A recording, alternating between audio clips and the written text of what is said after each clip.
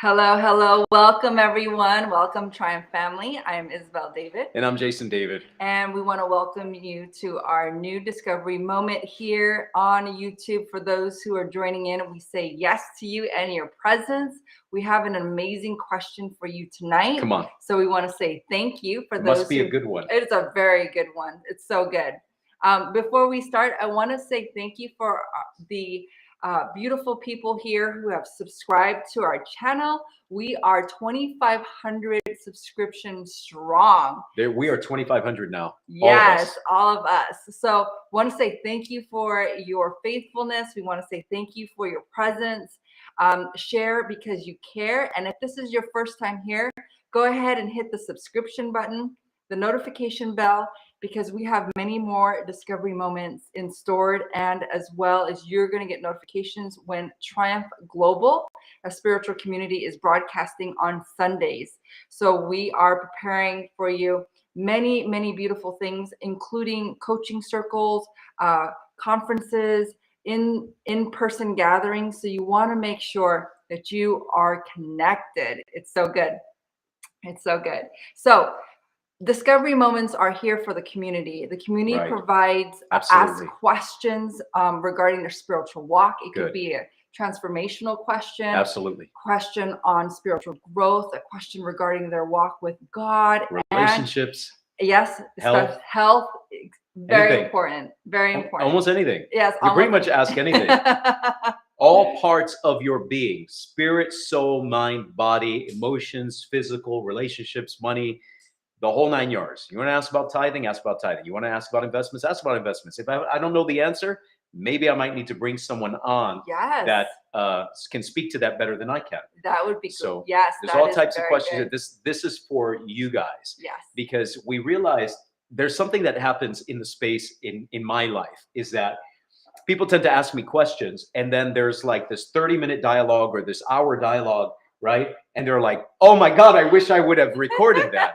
I have friends, which you know, Jonathan, as one of them, that literally when they pick me up and I'm in the car, they go, hold on, click, they press record. Jonathan, this is a true story. I have brothers that have recordings of me hours on their phone from all the times that I've been in their car, because they said, no, I just know what's going to happen because I'm hungry. And so it's going to come out of you. And they say, dude, I'm just studying our conversations. So we decided, we said for the first 2 years in our relationship, said, wow, we should record these. We should get them on. And then we have other people from the community that started asking questions, and we said, oh my God, they got to record these. Right. So we thought, you know what? One day I said, you know what? People ask Jesus questions all the time. Yes. And that's not to say that I am Jesus, but that's not to say that I'm not a Christ. Oh, so you got to understand what Triumph is all about. Christ is the Christ, but you are a Christ if you enter into that embodiment. Yes. And so we thought, okay, in order to actually allow you to grow more, it's different if I sit and bring up a subject myself, but it's much different if you guys are asking the questions. Yes. And we're asking your nuanced question, answering your nuanced questions. So are you guys ready for the question tonight?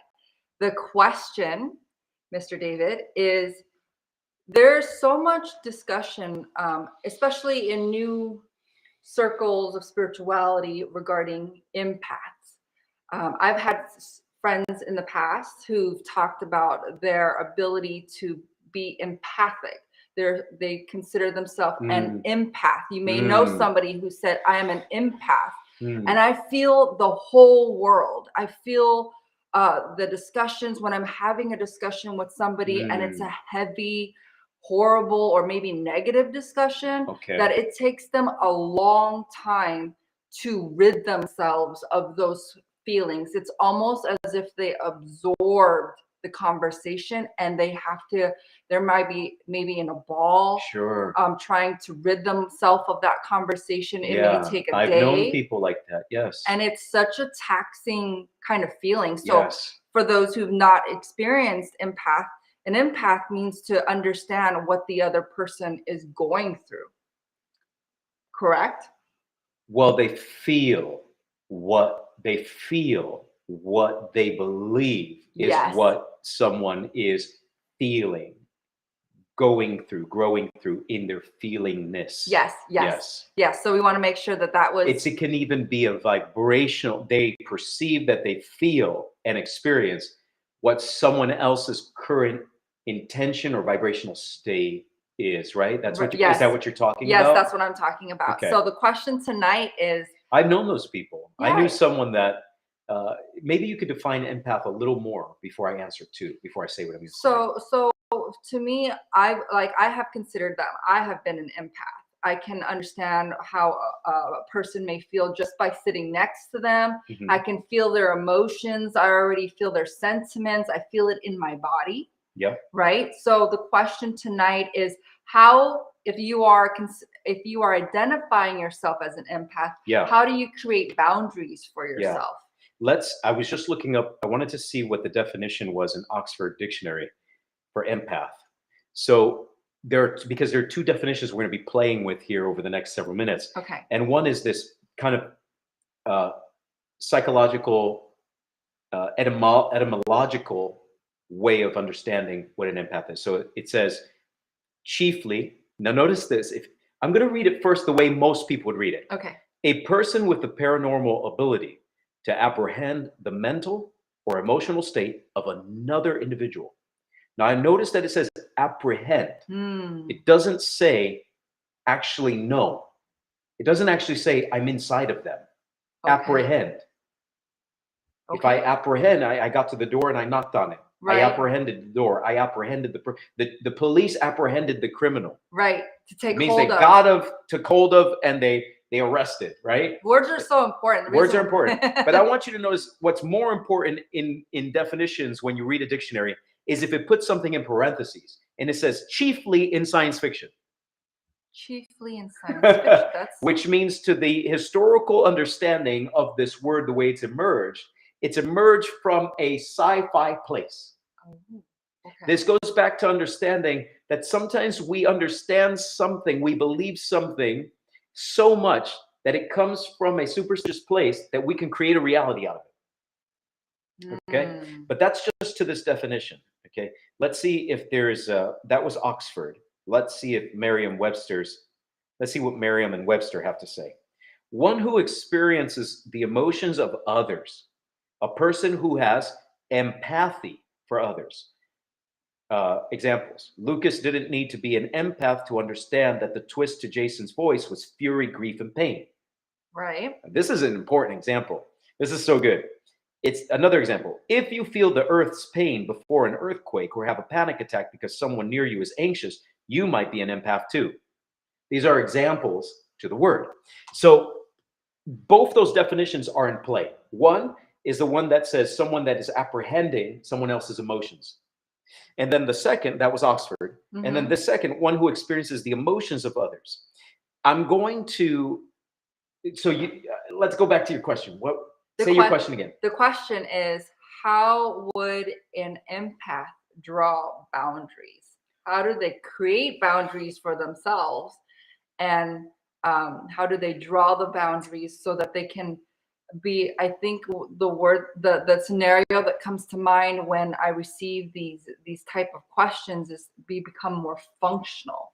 You know, they're taking themselves. Okay, so you're saying that someone who is an empath, based on these definitions, do you agree with these definitions? Yes. Okay. Yes. Someone that's an empath and is suffering because it tears them down.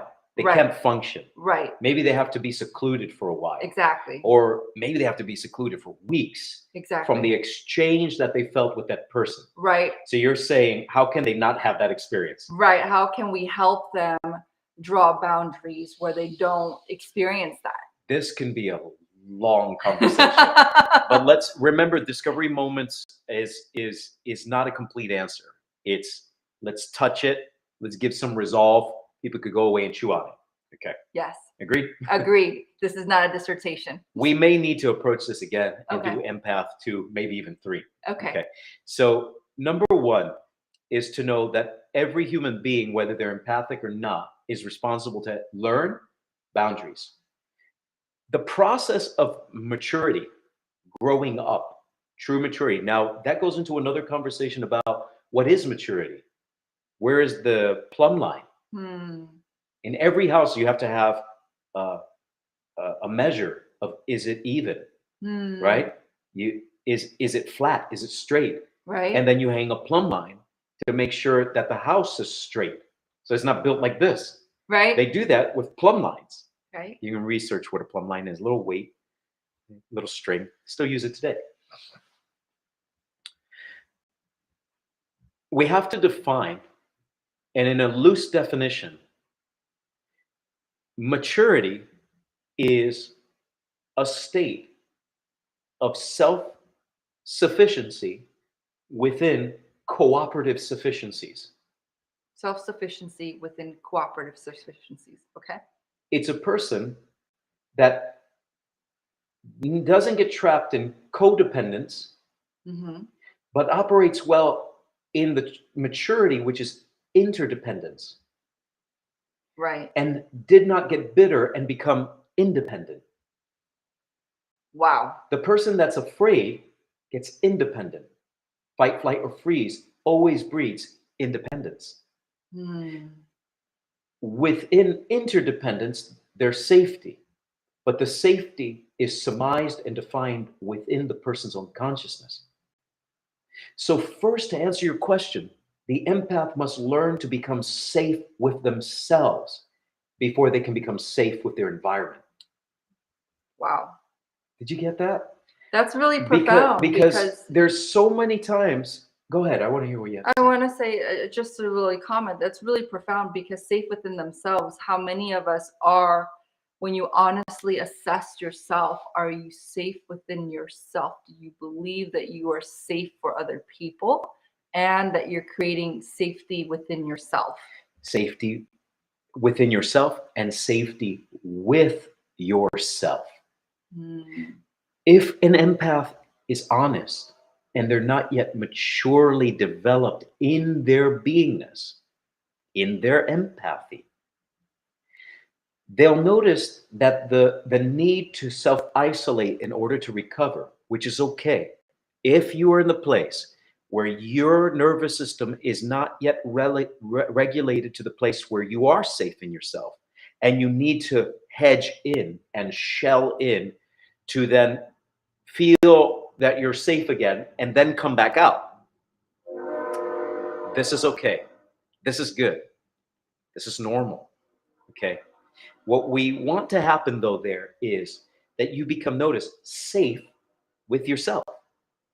What happens in the empath that then you have to ask to then be able to come back out is not because they feel safe in their environment. First, my environment's safe Hmm. because there's unknowns in the world. Right. I'm safe.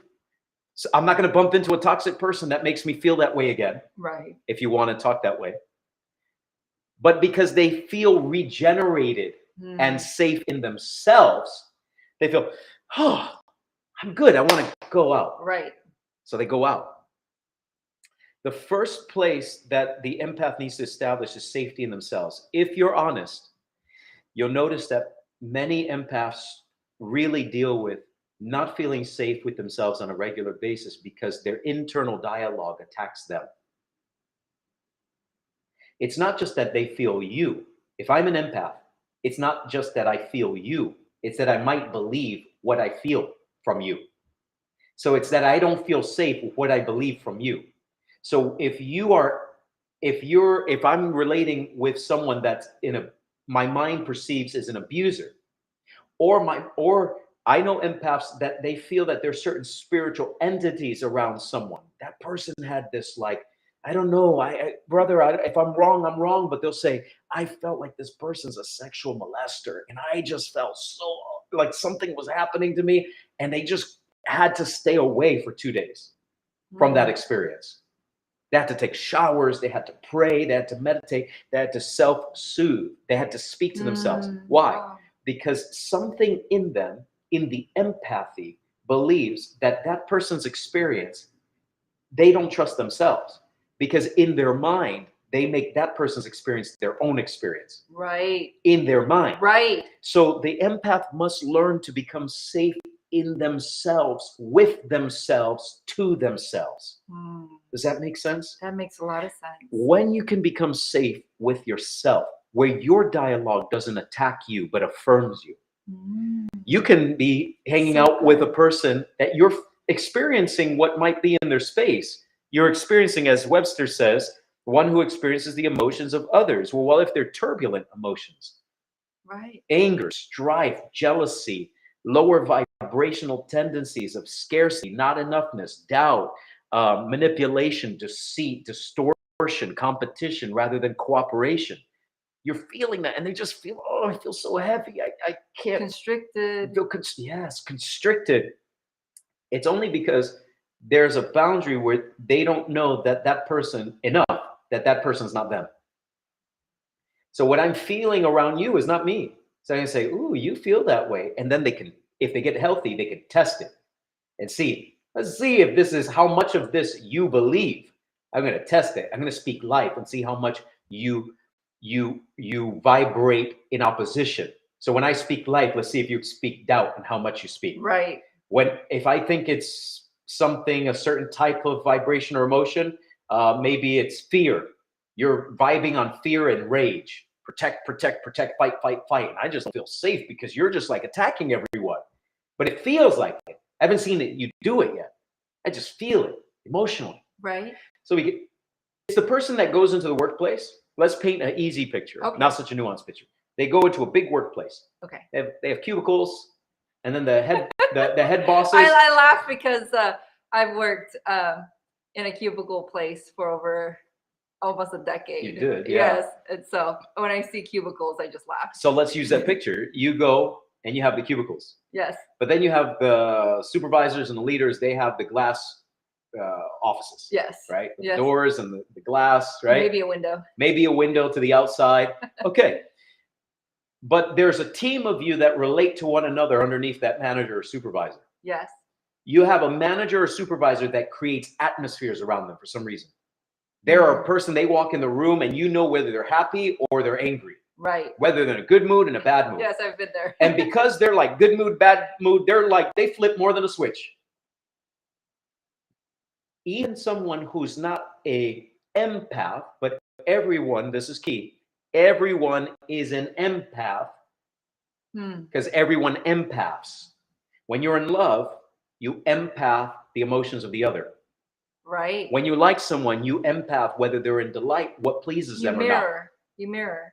Yeah, you mirror, but mirror is a choice. Okay. You can still like someone and not mirror them. Okay. Empathy means that I know what you like. I'm paying attention to what you like, and I'm emotionally connecting with your emotions on that subject. Right. You're listening to a music song comes on, and you're moving and celebrating more, and I feel you. It's not just I see you. I feel your state and that it means something great to you. Right. There's something significant about it, and I emotionally connect with that emotion. Everyone is an empath. The thing is that what we're talking about is people that are high empathic and they don't know how to control it because they're not safe with themselves. They believe some of the emotions. Empaths will be in that office that we're talking about, and they haven't seen the leader, the supervisor, the manager that flips like a switch. Right. They haven't seen him. But the person came in through a back door and they're in a private meeting with the leaders, and all of a sudden they feel the atmosphere change. Because even though they haven't seen them, they feel the atmosphere change and they feel negativity. And now they're at their desk going, walking on eggshells. Walking on eggshells because they think that it matters. They're not safe in themselves. Wow. Right. So they're absorbing another person's experiences, making it their own, thus creating the atmosphere for themselves. Okay. So how do we help them? How do they say, that's not my experience? Do they simply acknowledge, hey, that's not my experience? First, by becoming conscious of the process. Noticing, not being in reaction, oh, this is just who I am, and this is what I'm going to go through all the time in my life. They get to shift out of that and then ask the question, is this mine or someone else's? Just begin to practice that. Is this mine or someone else's? That's really good. Is this my feeling? I was great 5 minutes ago. So then they start to see, Remember. when is this mine or is this someone else's? And then look at your moments. Begin to be an observer. Look at your moments. Great, great, great, great, great. This thought came in about that person, or I was exchanging with that person. Is that, oh, not mine, theirs. So I don't have to feel that way. Start there. I am safe. I am well. And bring your emotions and your inner dialogue in agreement with what is good for you, what serves you, who you truly are, how blessed you truly are, that life is in your favor. Albert Einstein said that every person must make this one decision, whether they live in a friendly universe or not. The empath, even more so, must learn to decide whether they live in a friendly universe or not, which means, this is the thing about empaths. Did you notice that most empaths focus on the negative? Yes. When they get wrecked like that, if they tend to not be functional after they exchange with certain energies. And let me just quantify that. Out of the 10 empaths that I know in my life, I would say over half of them focused on the negative, where they had to leave the city, or they experienced negativity talking to somebody, or they had a predisposition to negativity or depression, thus experiencing this kind of dross. Right. And again, if you're experiencing that and you need to get away from the city, then ask yourself, make sure that you're getting away from the city knowing that it's because you're going to get safe with yourself, not because of the city. It is, the city is part of the interaction, but it's because you don't feel safe, your own self-definition in the city. And then decide from a free place, from a neutral place. If you need to get farther from that city, do so and recalibrate.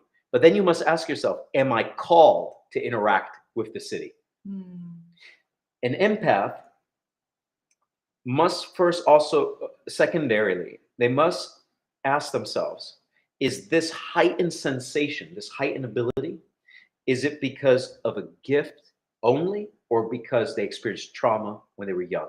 Wow. A lot of people that say they're empaths and they get kind of really hard time experiencing life when they exchange or interact with other people's emotions is because they're focusing on the negative. I knew an empath when I was about 18. He was about 22. Yeah, because he was older than us. He had a job and all, he had this career. He made a lot of money too. And if it thunderstormed really, really hard, lightning, thunder, shaking, wind, booming, he would crawl up in fetal position and could not leave his condominium. And this is a man who's 6'6", big, masculine, but in touch with his gentleness and his vulnerability and prayer, things like that. But when something happened like that, it immobilized him to the point that he wouldn't call and show up for meetings at times. Wow. I'm talking about important meetings. Right. Where is he? Right. Where's Fred? And I find out the next day, I couldn't move. I was just like wrecked. I was crying and all this stuff. What's coming up for you? What's happening? I felt this, I felt this, I felt this. I got Fred to the place where we were able to discover as friends. I said, I'll help you but in my profession as a friend. And he said, yes. And we went through the spiritual protocols and we went through things, and we found out that his parents had some major fights during storms. So when storms would happen, he would feel old emotions that were locked in his body as remembrances. Wow. And check this out. This is the mystical part. That would amplify his fight or flight vagal response to know if danger was around. And he would start to feel arguments in the city. Wow. Where people were actually fighting or arguing. And that would hit him so hard that he was like a satellite receptor. Wow. So I had to teach him. The thing is, brother, That is good, but now I need to speak to you in truth. Are you in that room where those people are fighting? No. So are you safe? Yes. So good. But what if I bump into them somewhere, right? That's a different issue. Yes. But he had to understand, oh, I'm opening myself up to it because I am wondering if I am safe. And the question, if I am safe, keeps me reading the environment. So sometimes some empaths who think that it's just a gift, and then they make the mistake of going around, they turn themselves into messiahs. And they say, I'm empathic, I'll help you.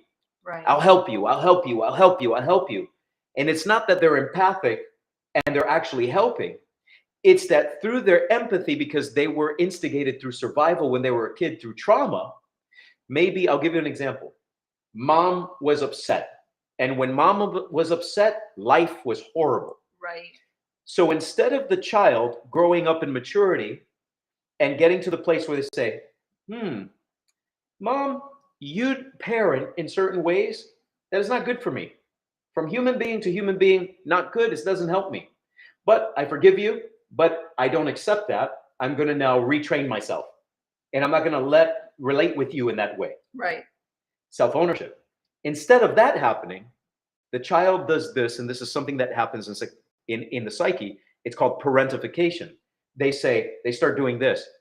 Oh, Mom, don't be sad. Oh, Mom, I love you. Mom's upset. Mom's moody. Mom flips like a switch. Mom's like a strobe light. Bling, bling, bling, bling. Or Dad's like a strobe light, like a disco ball. You guys know anybody who's strobing out there? Strobing, yeah. Strobing in their psyche and their mood set.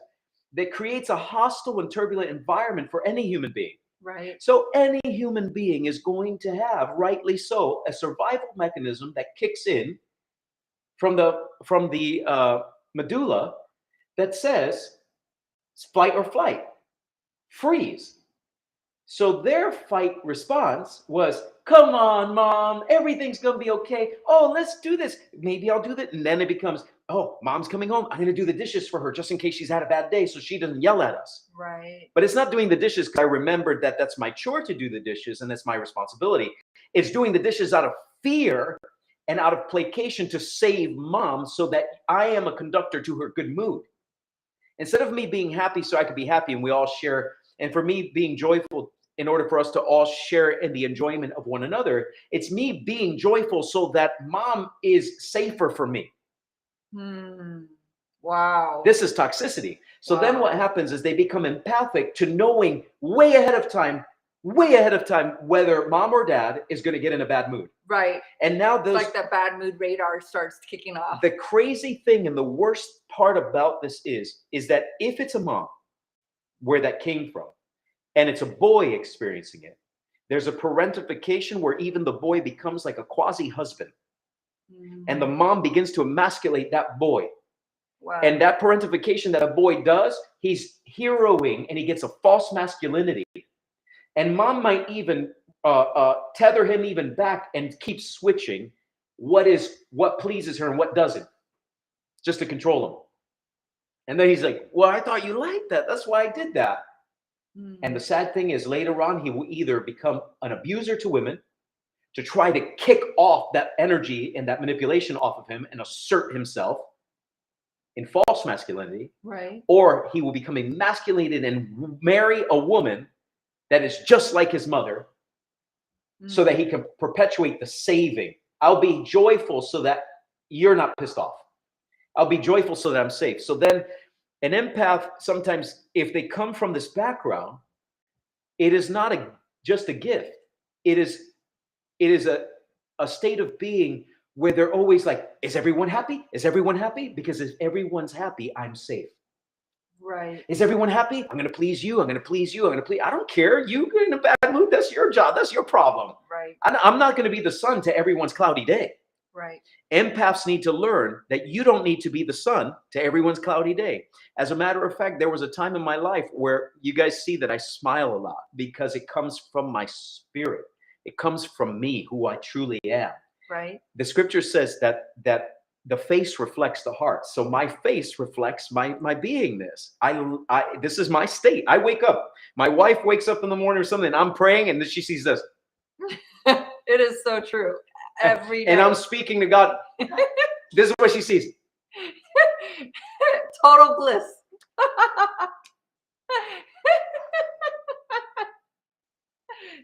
Right? Yeah. This is me. So, but what happens is empaths think falsely that they need to be the sun to everyone's cloudy day if they came from that background. Right. So they must assess if they're creating boundaries within themselves, first to be safe with themselves, saying, oh, they're not my parents. I'm not a child. I'm safe. I'm going to create safety in myself. I practiced for almost over a year when there were times where I just naturally was smiling, but I was going into an environment that didn't require it. I take the smile off my face. And I would test people and see which ones my straight face would unnerve. And they'd start saying, are you okay? Are you okay? Is everything okay? Is everything okay? Does it look like everything? I'm great. Did I look like I'm set? Feel who I truly am. Do you know who I am? How about you? Are you well? Because are you safe? Are you safe? Are you asking for me? Or are you asking because you're wondering if you're safe? Good question. The best thing to do there at times when I go into a business meeting, ready? I'll go into certain business meetings where everyone has programmed that business is serious, and I'll go in smiling. You know, it unnerves them because they're like, because Right? they think that the seriousness is a protection to keep them safe. Oh, how we are so programmed. And I've gone into business meetings where everyone's more low key and relaxed, and I go in straight face to see, be self-sufficient and test the environment. Solomon said, test, watch the feet, they speak, watch the hands, they speak, watch the eyes, they speak.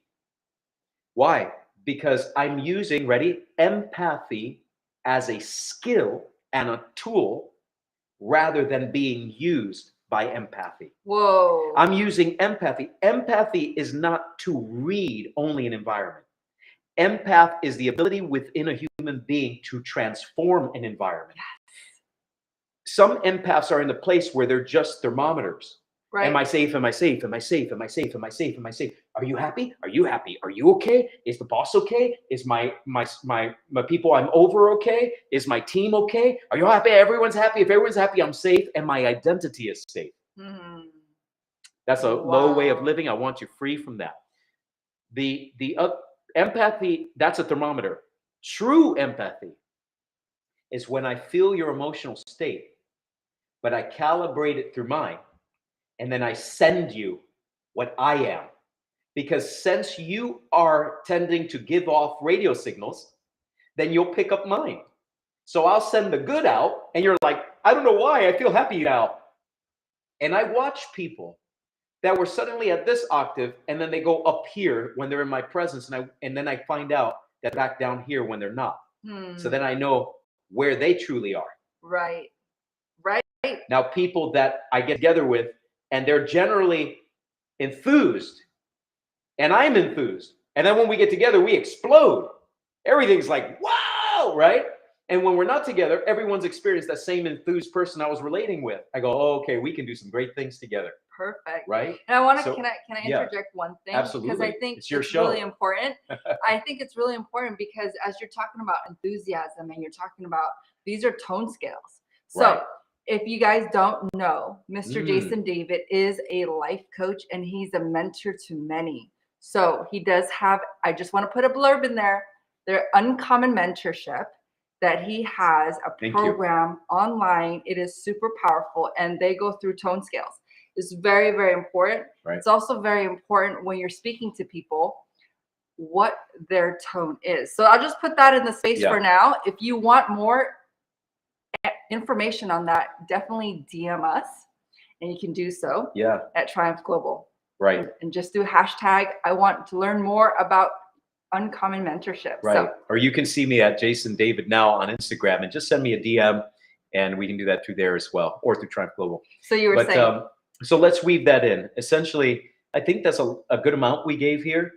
They can become safe by asking themselves, where did I start to feel unsafe? And then say, is that my energy or not? If it's not, say, affirm, it's not, it's not, it's They have not. to say it out loud. It's not. They have to connect viscerally with it and Mm. somatically in their body with Okay. it. Because the body is, this right here is where the feeling tone is. And since the empath that suffers in that state, they're being controlled by their instinct soul, their lower soul, Mm. and their body mechanics, their brain mechanics. And so they're disoriented. So it's okay. The nervous system regulation, the parasympathetic nervous system gets to come back into alignment, and it will. It will heal. And you can start by simply observing that and then saying, am I safe? Yes, I'm safe. Is anyone doing anything to me? In truth, no. Why am I, what does it mean to me? Why do I feel this way after feeling them? Yes. What meaning have I given it and allowed it to go through my space? Once you get strong in that, you'll notice the next stage is moving from thermometer to thermostat, where you become the atmosphere. And you'll realize that sometimes if if you tend to look for the negative as an empath, if you notice your consciousness, well, this is what I was getting at. Empaths that experience this tend to embody emotionally the negative or that which is destructive to their soul or that which hurts, Right. right? But are you telling me that that is the only vibration and emotion you experience from other people today? Absolutely. How about not. all the people that were happy or above? Happy or joyful or enthused or grateful, or look for those people. That's the next point. Pay attention. If you are absorbing or feeling emotions from other, spend more time with people with good emotional states. Okay? People that are effective, like me, or like Isabel, or like other people in Triumph, that can go out into the world and be thermostats, which means a thermostat takes the temperature of the room because it's saying, I have a setting. I'm taking the temperature to know whether I need to turn it on again. Right. And when I turn it on at a higher level, I'll change the atmosphere. So, which means I'm saying I can change an atmosphere, but I'm changing it not to make everyone happy so I'm safe. I'm changing it because I'm an atmosphere setter. And if something's below my atmosphere, I'll bring it up to my atmosphere. Yes. Because I'm coming from self sufficiency Yes. and from interdependence and not from isolation. Right. Isolation requires that people do it for me, make me feel safe, Wow. help me feel safe, make me Yes. all empathy that they suffer like this. They come Mm. from a place of make me feel safe, make me feel safe, make me feel safe. Well, can I? And they may be in that place right now, but there's freedom coming down the line. Start the process, ask yourself the questions, embody yourself, and if necessary, weep through it in the moment. Okay. If someone told you, for our Christian brothers and sisters, that this is the burden of an intercessor, it is not. Okay. The difference between an intercessor is it's not empathy, it's what's called intercession and burden bearing, which means that they'll feel the atmosphere, they'll feel the emotions, they'll feel the experience of a society, a people group, a family, a thing, and they will weep the tears for those people. But it's a process of them letting it go through them in prayer before God, and they'll weep the people's tears that they can't weep. So, in other words, I might weep the empath's tears that doesn't know how to get out of it yet, and then send them the answer through prayer. And then all of a sudden, they start getting the answers. They start getting more clarity because God answering prayers for them. Wow. Does that make sense? Yes. So if you've been told that an intercessor should live in that place of just feeling the energies and crying and burden bearing, all that stuff all the time, and you get wrecked by it and you can't come outside and do the thing, that is an antithesis to what Jesus said, that you are more than an overcomer.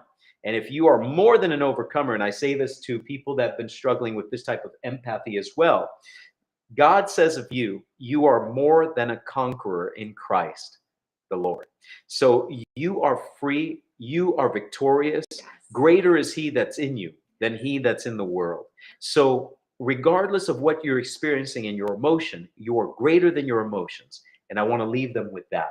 Is say, remind yourself of this. I am not my emotions, but I have them. Yes. And then that'll affirm the truth of I am spirit. And you can say, okay, what can I do with this? Where do I want to go with this? Yes. How does this serve me and how will it serve others? Yes. Right? Yes. Because God didn't give you a gift so you can be ruined by it. Right? I mean, come on. And not function. Yes. Second, go through the whole process, and then when you get there, make sure that you find a coach or someone to help you with this, so that you're not living in that place anymore, and you begin living in a new place, a place of life, Yes. place of love, a place of freedom, a place of boundaries where I say, oh, that's your energy, not mine. And if it resonated with you that this started happening in your life because you were trying to make your parents happy, your mom happy, your dad happy, and it's a hypervigilance, is what it's Yes. called. Mm. It's a hypervigilance. And you've learned to make it look good. You've learned to make it look positive. I try to help everyone and I'm feeling everyone. Oh, and then when people don't feel good, you go home and you're crushed. If it's because of that and that resonated with you, forgive your parents. This is a simple answer. There's a long answer and a short answer. Forgive your parents. Deal with that pain. Deal with it. Confront it. Feel it.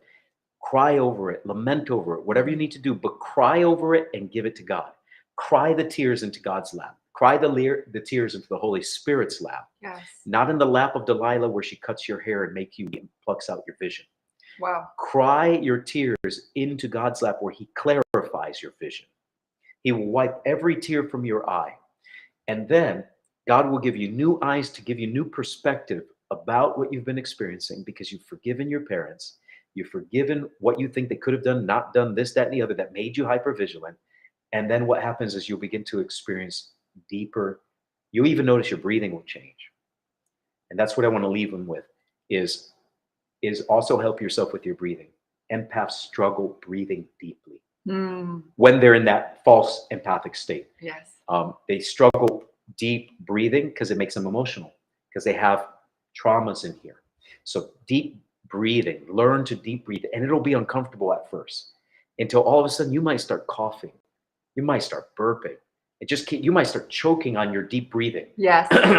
Keep coughing, clearing, and keep breathing, and say, Holy Spirit, I'm breathing, and just let the life in. Forgive your parents. I'm safe. When something's happening in your environment and you didn't feel safe, remind yourself, even put your hand on your chest and your stomach, right? Just, I am safe. Nothing is happening to me. This is someone else's emotions, not mine. I get to live my life. Wow. That's very powerful. We'll begin there. And then we can go for empath 2 and 3 yes. some other time. Yes. And so if this has blessed you, we would love to hear from you. Yes. If this is something Yes. that you definitely want to share, please share with others. If you have friends and family Yes, who this is consider so important. themselves as empath, we Yeah. want not only a spiritual community that is growing with God, but also very healthy, functional beings. And I think this is really once beautifully said yesterday or the day before, which is we are beings with feelings, not feeling beings. Right. So very important distinction. And with that, I want to say thank you for your presence. If this has blessed you, please share it, subscribe, hit the notification bell, type in your comments. We'd love to hear from you. And with that, God bless and have a great day. Take care. We'll see you soon.